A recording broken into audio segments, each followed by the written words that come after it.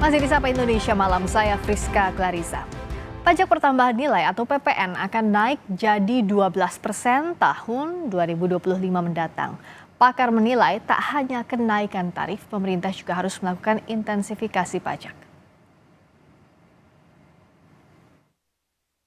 Pajak lagi-lagi akan naik. Usulan ini muncul di tengah kenaikan tinggi harga bahan pokok yang tengah mendera masyarakat luas. Pajak diusulkan naik menjadi 12% dan akan berlaku tahun depan. Menko Bidang Perekonomian Erlangga Hartarto mengklaim kebijakan ini sebagai konsekuensi keputusan masyarakat yang memilih pemerintahan baru dengan program keberlanjutan dari Presiden Joko Widodo. Masyarakat Indonesia sudah menjatuhkan pilihan, bahwa pilihannya adalah keberlanjutan. Tentu kalau keberlanjutan, berbagai program yang dicanangkan pemerintah akan dilanjutkan, termasuk dalam kebijakan PPN. Direktur Eksekutif Segara Research Institute, Peter Abdullah, menyebut besar kemungkinan kenaikan PPN 12% akan diterapkan pemerintahan baru. Peter mengingatkan pemerintah untuk tidak sekadar menaikkan tarif, namun juga melakukan intensifikasi pajak. Kira tanggal 1 Januari 2025 itu suka atau tidak suka pasti akan terjadi. Ya, tetapi yang kita harapkan adalah bagaimana pemerintah yang akan datang itu bisa melakukan intensifikasi dari perpajakan, karena menaikkan pajak sesungguhnya itu tidak semata hanya dengan menaikkan tarif. Ya, permasalahan pajak ini ya kita tahu ya, basis pajak, ketaatan pajak itu masih sangat rendah ya. Dan itu yang sekarang setahu saya sedang digodok di Kementerian Keuangan, di Dirjen Pajak, bagaimana memperbaiki sistem perpajakan kita agar supaya. Rencana kenaikan PPN 12% pada awal tahun 2025 ditanggapi beragam oleh masyarakat. Ada yang tak setuju karena menilai keuangan negara belum stabil, namun ada yang tak keberatan selama pajak dimanfaatkan dengan baik. Masyarakat sebagai, khususnya saya UMKM ya, jadi tidak setuju dengan adanya kenaikan.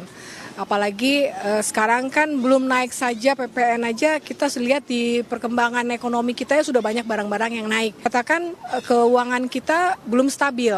Pendapatan seperti UMR-nya juga dinaikin, menurut saya sih didukung dengan itu, saya kira tidak masalah. Ini juga dari pemerintah juga kan pasti ada alasannya kenapa akan naik PPN-nya untuk pembangunan negara dan lain sebagainya. Selama itu dilakukan dan direalisasikan dengan baik, saya rasa sih nggak ada keberatannya di sana. Pemberlakuan pajak pertambahan nilai atau PPN terlama 10% pernah berlaku sejak tahun 1983 sampai tahun 2022. Setelah itu, 1 April 2022, pemerintah menaikkan pajak menjadi 11%. Baru berlaku sekitar 2 tahun hingga 2024. Pemerintah melalui Menko Perekonomian berencana menaikkan menjadi 12%, mulai berlaku paling lambat 1 Januari 2025. PPN dikenakan pada transaksi barang dan jasa kena pajak di dalam daerah pabean yang dilakukan oleh pengusaha kena pajak. Misalnya pakaian atau barang-barang lain yang dibeli di pusat perbelanjaan. Dan atau pemanfaatan barang dan jasa kena pajak tak berwujud dari luar daerah pabean di dalam daerah pabean, misalnya layanan streaming film atau musik. PPN juga dikenakan pada impor barang kena pajak, ekspor barang kena pajak berwujud atau tidak berwujud, dan ekspor jasa kena pajak. Namun ada juga barang dan jasa yang tidak kena PPN, diantaranya barang kebutuhan pokok seperti beras, jagung, daging, susu, telur, dan lain-lain. Jasa layanan kesehatan, pendidikan, dan angkutan umum. Kenaikan PPN tentu akan berdampak pada masyarakat. Semakin tinggi pajak jika tidak diantisipasi dengan baik bisa menyebabkan perlambatan ekonomi. Tim Liputan Kompas TV. Indonesia menjadi negara kedua di ASEAN dengan tarif PPN tertinggi yakni 11%. Di posisi pertama ditempati Filipina dengan 12%. Data dari Worldwide Tax Summaries, di urutan pertama ada Filipina 12%, kemudian Indonesia 10%, Malaysia 10%, Vietnam 10%, Singapura 9%, dan Thailand 7%. Pemerintah akan menaikkan PPN pajak pertambahan nilai menjadi 12% di awal Januari 2025. Apakah rencana kenaikan PPN ini sudah tepat? Kita akan membahasnya bersama dengan anggota Komisi 11 DPR fraksi Partai Golkar, Misbah Kun, dan Ketua Harian Yayasan Lembaga Konsumen Indonesia, Tulus Abadi. Selamat malam Pak Misbah Kun, Mas Tulus. Ya, selamat malam Mbak Friska. Selamat malam, terima kasih sudah hadir. Saya ke Pak Misbah Kun dulu. Kalau Indonesia saat ini jadi negara kedua dengan tarif pajak tertinggi di ASEAN, nanti juga akan naik di 2025, ini sudah tepat belum dilaksanakan di tengah kenaikan harga barang, apalagi yang dikenakannya adalah PPN yang langsung bersinggungan dengan konsumen. Begini, perlu saya jelaskan kepada publik, kepada seluruh masyarakat, bahwa kenaikan PPN dari 10% menjadi 11% pada 1 Januari tahun 2022, kemudian diberikan mandat untuk naik pada 1 Januari tahun 2000, paling lambat 2025, itu adalah amanat undang-undang. Amanat undang-undang yaitu harmonisasi peraturan perpajakan. Undang-Undang Nomor 7 Tahun 2021 yang selesai dibahas oleh DPR pada saat kondisi waktu itu adalah kondisi COVID. Dan ini adalah kesepakatan politik bersama. Pemerintah mengajukan usul dan kemudian secara politik pada saat itu disepakati bersama menjadi undang-undang. Dan tahapan-tahapan pada saat itu disiapkan frame time-nya. Jadi kalau kemudian pemerintah ingin menaikkan, itu adalah amanatnya undang-undang. Dan perlu juga masyarakat mengetahui bahwa yang dikenakan terhadap barang dan jasa itu tidak termasuk kebutuhan pokok. Kebutuhan pokok dikecualikan dari pengenaan PPN.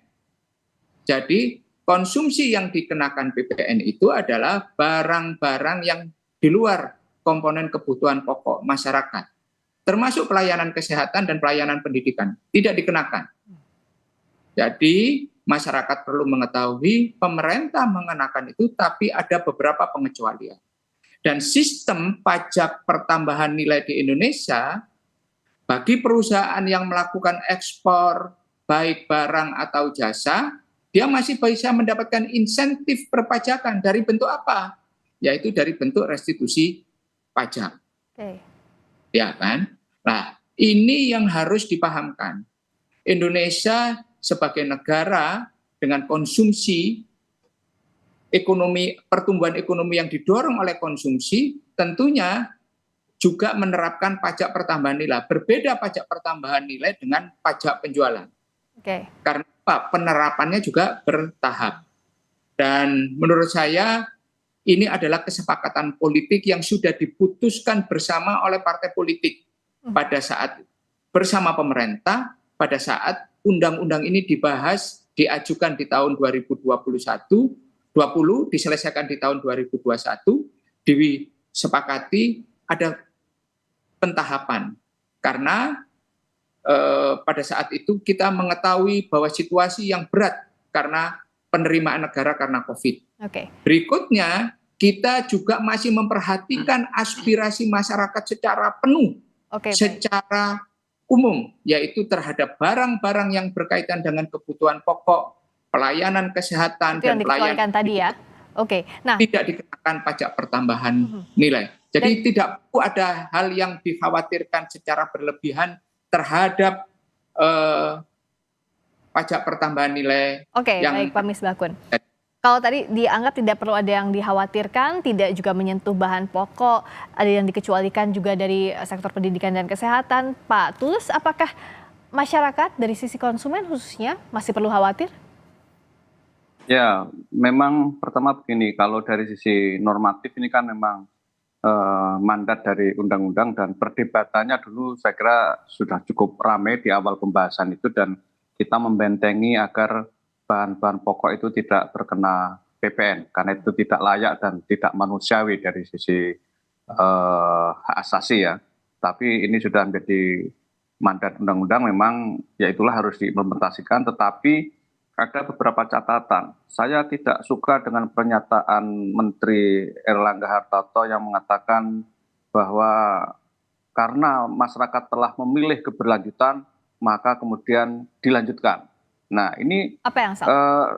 Ya yang salah menurut saya jadi sangat ini ya, masyarakat telah memilih katakanlah memilih salah satu paslon yang mengusung keberlanjutan bukan hanya dikasih hadiah tetapi malah dikasih pil pahit gitu. Ini saya kira dari sisi komunikasi publik sangat bermasalah. Mestinya kan narasi yang dibangun prolognya bukan seperti itu gitu. Jadi jangan mengait-ngaitkan kemudian pada pilihan preferensi politik kemudian malah diberikan pil pahit bukannya hadiah yang menyenangkan bagi masyarakat gitu. Yang pertama itu, yang kedua memang saya kira pemerintah dan DPR jangan serta-merta hanya mengimplementasikan, jangan berdalih ini sudah dimandatkan undang-undang, tapi juga ada dorongan-dorongan yang kuat untuk tadi intensifikasi pajak ataupun ekstensifikasi, atau juga membangun narasi efisiensi di sektor-sektor lainnya sehingga harganya bisa turun sehingga nanti tidak kena pajak yang tinggi. Misalnya gini, saat ini kan pemerintah juga lagi berupaya mendorong turunnya tiket pesawat. Nah, saya bilang ke pemerintah bahwa tiket pesawat itu yang memicu kenaikan ini juga karena PPN. Kalau mau menurunkan ya PPN-nya dihapuskan dong. Pemerintah berani nggak kehilangan 11%?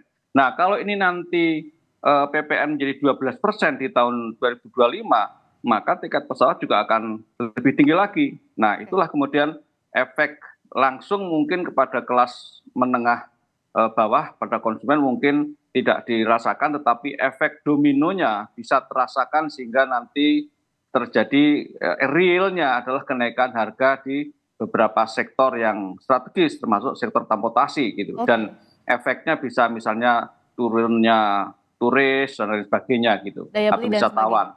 Daya beli, betul. Ya, kalau tadi dikatakan sebelumnya tidak menyentuh pendidikan, kesehatan, dan juga bahan pokok, tapi Mas Tulus menyinggung soal efek domino. Bisa juga efek dominonya ke daya beli masyarakat. Gimana Pak Misbakun? Ini, saya perlu menyampaikan apa yang disampaikan, memberikan tanggapan apa yang disampaikan oleh Pak Tulus sedikit.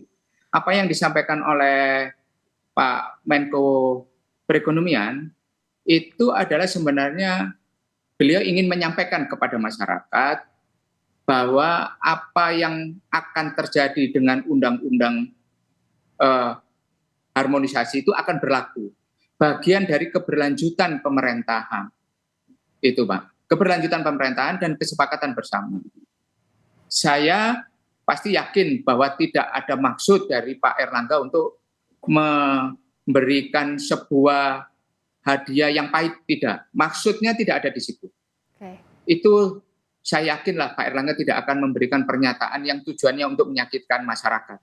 Tetapi beliau ingin menyampaikan sebuah pesan bahwa ini adalah konsistensi pemerintah sebagai bagian dari keberlanjutan, bahwa amanat undang-undangnya seperti ini, yaitu PPN naik secara bertahap dari 10% ke 11%, kemudian tahun depan menjadi 12%. Soal daya beli. Intinya adalah seperti itu.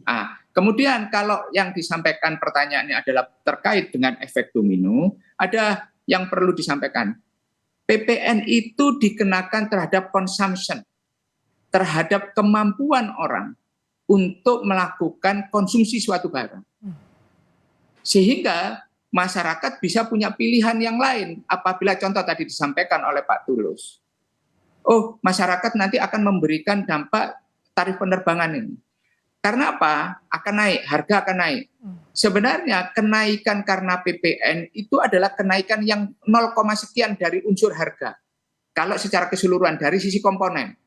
Karena pajak ini baru dikenakan di ujung setelah semua komponen itu selesai. Dan itu adalah netral terhadap pricing. Karena dikenakan terhadap seluruh komponen harga. Nah, efek dominonya terhadap inflasi dan sebagainya, itu sebenarnya semua ekonom yang menghitung faktor inflasi itu selalu mengeluarkan faktor pajak. Itu selalu menghitung di luar faktor pajak.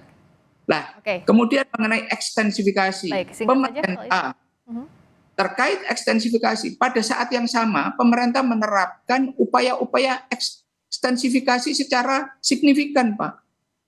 Melakukan upaya. Jadi kenaikan pajak, kenaikan tarif dilakukan, pada saat yang sama pemerintah melakukan upaya-upaya yang sama, bagaimana sistem administrasi pajak yang makin efisien, masyarakat bisa mendapatkan penjelasan dari sistem, mendapatkan pelayanan maksud saya, dari sistem administrasi yang diperbaiki juga makin bagus. gitu. Oke, Pak, terus singkat saja jadi apa evaluasinya, catatannya agar PPN ini tidak berdampak langsung kepada masyarakat seperti yang dikhawatirkan tadi, daya beli misalnya, secara sederhananya? Ya, saya kira pemerintah harus bertanggung jawab untuk melakukan efisiensi di sektor-sektor yang terkena dampak PPN itu, sehingga nanti pricing-nya bisa turun. Ya, ketika pricing turun nanti kan juga pajaknya akan lebih kecil dari persentase itu, sehingga real cost yang akan dinikmati konsumen dengan total cost itu akan lebih rendah atau lebih kecil. Karena kalau itu tidak dilakukan, maka bagaimanapun kan pajak ini kan akan dibayarkan konsumen dengan nanti kenaikan harga di dalam total cost yang akan diberikan konsumen dalam satu transaksi. Oke, jadi efisiensinya ini harus juga masuk satu bagian agar tidak berdampak berat untuk masyarakat, terutama konsumen. Terima kasih banyak Pak Misbakun, anggota Komisi 11 DPR, fraksi Partai Golkar. Terima kasih Mas Tulus Abadi, Ketua Harian Yayasan Lembaga Konsumen Indonesia. Selamat malam Pak Misbakun, Mas Tulus.